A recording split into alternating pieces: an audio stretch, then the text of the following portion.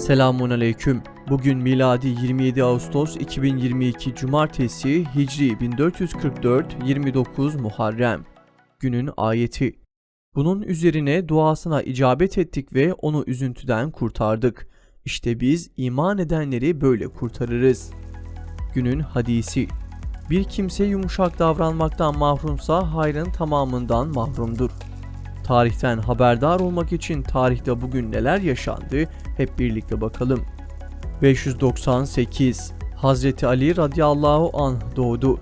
6 yaşındayken Peygamberimiz sallallahu aleyhi ve sellem onu yanına aldı, terbiye ve himayesini bizzat üstlendi. Hazreti Ali radıyallahu anh çocuk yaşta Peygamber sallallahu aleyhi ve selleme iman edenlerin ilkidir. Hazreti Osman radıyallahu anh'ın şehit edilmesinden sonra İslam'ın 4. halifesi olarak seçilmesi onu çok çalkantılı olaylarla mücadele etmek zorunda bırakmıştır ki bu mücadeleyi ve asr-ı saadetin bu en karışık zamanını yönetmeyi de ancak onun gibi dirayetli ve bilge birisi başarabilirdi. 1389 1. Murat Sırp güçlerine karşı Kosova Meydan Muharebesini kazandı.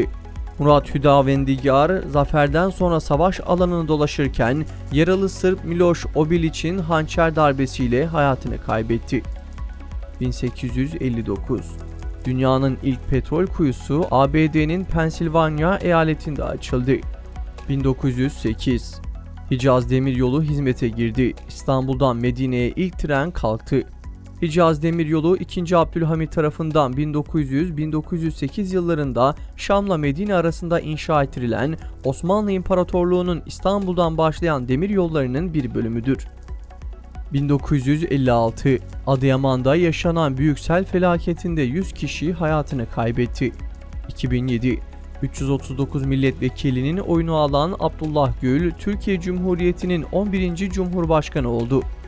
2014 Gazze'de sürdürdüğü katliamlar esnasında hiç beklemediği kayıplar veren terör çetesi kalıcı ateşkesi kabul etmek zorunda kaldı. 51 günlük vahşi saldırılarda 578'i çocuk, 261'i kadın, 102'si yaşlı toplam 2145 kişinin şehit olduğu, 11.100 kişinin ise yaralandığı açıklandı.